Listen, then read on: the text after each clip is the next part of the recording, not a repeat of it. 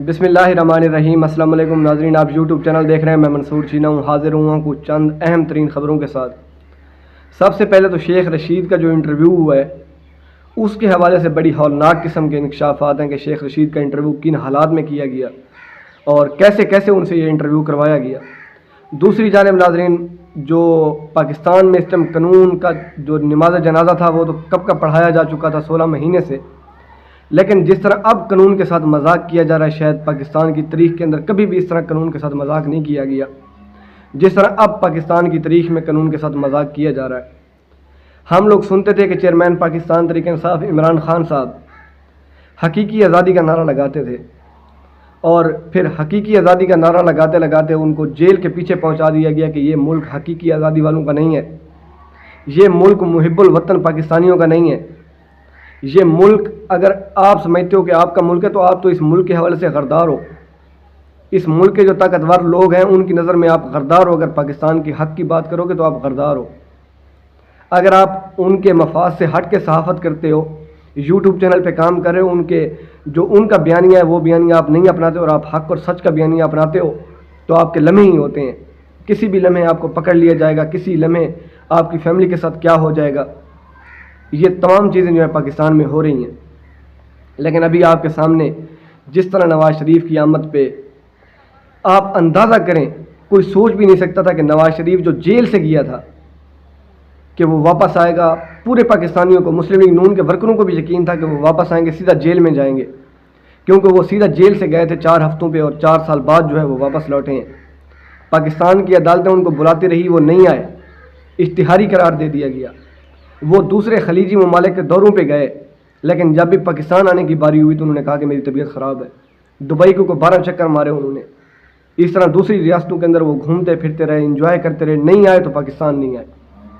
लेकिन आज जब ताकतवर लोगों ने उनके सर के ऊपर मुकम्मल तौर पर दस्ते शफकत रखा, उनको यकीन दिलाया कि भाई आप आ जाओ, आपके लिए फील्ड सेट है, आपके रस्ते की दीवार को जो है वो अडियाला जेल के अंदर एक छोटे से सेल के अंदर बंद कर दिया गया है, उसको वाक करने की इजाज़त नहीं है, उसकी पार्टी को क्रैश करके रख दिया गया है।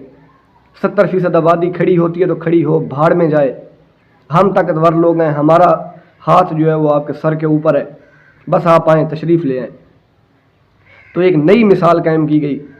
आधे घंटे में बेंच बना, 5 मिनट में केस लगा उस अदालत के अंदर जहां इमरान खान साहब के केसों के फ़ैसले महफूज होते हैं और फिर वो फ़ैसले मंजर-ए-आम पे नहीं आते।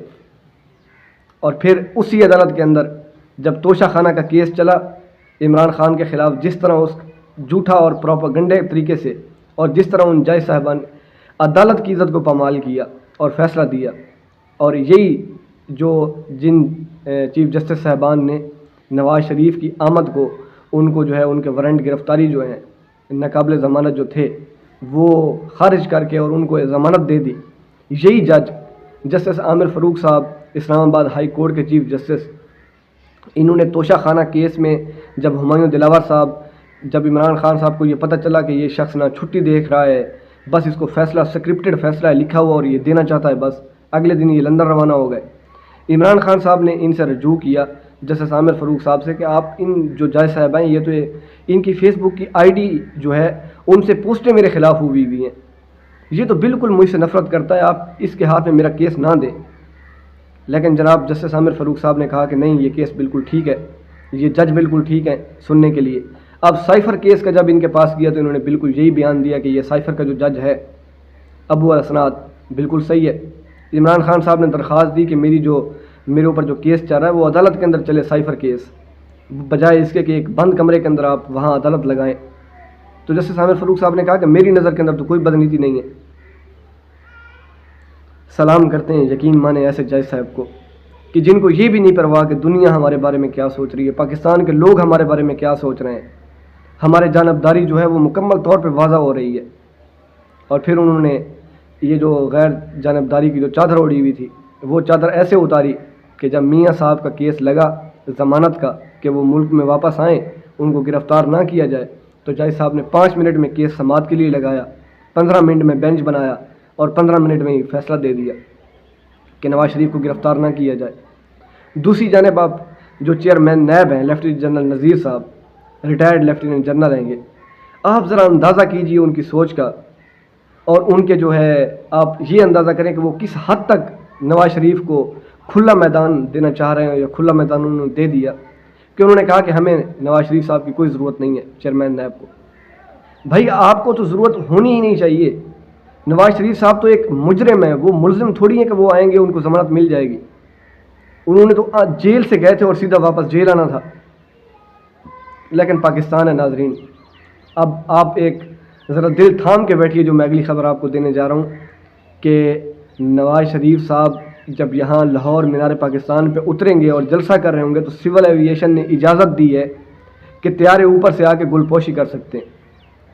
وہ ملک جن کا بیڑا غرق کیا گیا طاقتور لوگوں نے اور مسلم لیگ نون اور ان 11 پارٹیوں کے مکس اچار نے، آج اسی ملک کے غریب لوگوں کے پیسے کے ذریعے نواز شریف کے اوپر گل پاشی کی جائے گی۔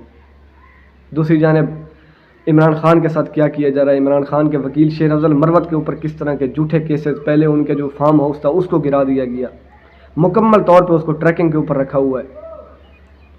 اور یقین مانیں اس دور کے اندر، میں اس دور کے میڈیا کی بات کر رہا ہوں جو اب پاکستان کے اندر میڈیا ہے، جو الیکٹرانک میڈیا ہے، یقین مانیں اگر یہ کربلا کے اندر ہوتا تو یہ میڈیا جو ہے نا یزید کے ساتھ کھڑا ہوتا، یہ کبھی بھی امام حسین کے ساتھ نہ کھڑا ہوتا۔ یہ جو پاکستان کا بکاؤ میڈیا ہے، اور جس طرح میڈیا مکمل طور پہ ڈھال بنا ہوا ہے، یقین مانیں پاکستان میں کبھی اس طرح کی مثال، اور میرے خیال میں ایک شرمندہ سے بھی کوئی زیادہ لفظ استعمال کرنا چاہیے پاکستانی میڈیا کے لیے کہ پہلے کامران شاہد نے ایک وہ شخص جو کہ گھر والوں اس کو ڈھونڈ رہے ہیں، وہ نہیں مل رہا، اس کا انٹرویو کیا۔ اس کے بعد عادل شاہ زیب ڈان نیوز، انہوں نے انٹرویو کیا عثمان ڈار کا، جو کہ گرفت میں تھے، جس کی فیملی رو رہی تھی، تڑپ رہی تھی۔ پھر سکرپٹ جو ہے طاقتور لوگوں نے تھوڑا سا چینج کیا، پریس کانفرنس پہ لے گئے، اور پریس کانفرنس ہوئی تو جناب فیصل آباد والے ایک صاحب جو ISF کے رہنما تھے، بے شک ان کی کچھ مجبوریاں رہی ہوں گی، انہوں نے بہت زیادہ الزام لگائے عمران خان کے اوپر، ان سے انٹرویو کروایا گیا۔ وہ پریس کانفرنس انہوں نے کی استحکام پاکستان پارٹی کے جو دفتر تھا اس کے اندر، اور فروخ حبیب صاحب نے انتہائی الزام لگائے عمران خان کے اوپر، اور 9 مئی کا تمام جو ذمہ دار ٹھہرا دیا، اس شخص کو ٹھہرا دیا جو 9 مئی کو جیل کے اندر تھا، جو خود مظلوم تھا اس کے اوپر سارا کچھ ڈال دیا۔ جناب یہ تھا وہ شخص۔ دوسری جانب آپ شیخ رشید صاحب کا انٹرویو منیب فروب کے ساتھ، اور منیب فاروق صاحب جن کی چڑیا میرے خیال میں بہت زیادہ اگتی ہے، لیکن اب جو اسد طور صاحب ہیں سینئر صحافی ہیں، انہوں نے جو کچا چٹا کھولا ہے میرے خیال میں، اس کے بعد پاکستان کی عوام کو ان میڈیا کے جو درندے بیٹھے ہوئے ہیں، میڈیا میں جو چھپے ہوئی کالی بھیڑیں ہیں، جو اب اپنے آپ کو چھپا ہوا نہیں بالکل زہر کر چکی ہیں، ان کا احتساب کرنا چاہیے۔ آپ طاقتور لوگوں کا میں اور آپ احتساب کبھی بھی نہیں کر سکتے، ہمیں اس طرف جانا بھی نہیں ہے، نہ ہی ہماری اتنی اوقات ہے، لیکن ان لوگوں کی کم از کم ہم احتساب کر سکتے ہیں۔ کہ آپ شیخ رشید کے انٹرویو کے بارے میں جو ستور صاحب نے کہا، ذرا سنیے کہ شیخ رشید کو تھپڑ مارا گیا علیم خان کے دفتر کے اندر۔ شیخ رشید نے روتے ہوئے کہا کہ مجھ سے یہ مت کہلواؤ۔ ایک پرچہ شیخ رشید کو دیا گیا، دوسرا پرچہ منیب فاروق کو دیا گیا۔ سلام ہے منیب فاروق صاحب آپ کی صحافت کو، اور سلام ہے ان لوگوں کو جو آپ کے استاد ہوں گے، اور سلام ہے ان لوگوں کو جو اب اس انٹرویو کے بعد بھی آپ لوگوں کو صحافی مانیں گے، کہ ایک شخص کو آپ کے سامنے مار کے زبردستی اس کا انٹرویو لیا جا رہا تھا، اور آپ انٹرویو کر رہے تھے بڑے آرام کے ساتھ۔ پاکستان کا قانون کا جس طرح جنازہ نکلا ہے، اس طرح پاکستان کی صحافت کا بھی جنازہ نکلا ہے۔ پاکستان کے صحافیوں کو اور پاکستان کی عدالتوں کو میرا دل سے سلوٹ، کہ جس طرح انہوں نے اپنے آپ کو ثابت کیا کہ وہ طاقتوروں کے آگے کیسے ڈھال بن کے کھڑے ہوئے ہیں، اور وہ طاقتوروں کے دامن میں کیسے جھولی پیدا کے کھڑے ہوئے ہیں، وہ اب تمام لوگوں کے سامنے ہے۔ لیکن میں آپ کو ایک بات کر دوں کہ ایک وقت آئے گا کہ آپ لوگ شرم سے اپنے سر جھکاؤ گے۔ وقت گزر جاتا ہے، لیکن آپ کے جو الفاظ ہوتے ہیں، جو آپ کے کام ہوتے ہیں، وہ ہمیشہ سامنے رہتے ہیں۔ انسان مر جاتا ہے، اس کا اخلاق ہمیشہ زندہ رہتا ہے، اور آپ لوگ جو چیزیں چھوڑ کے جا رہے ہو، یہی چیزیں آپ لوگ پاؤ گے۔ پاکستان زندہ باد، اور پاکستان کی عدالتیں پائندہ باد۔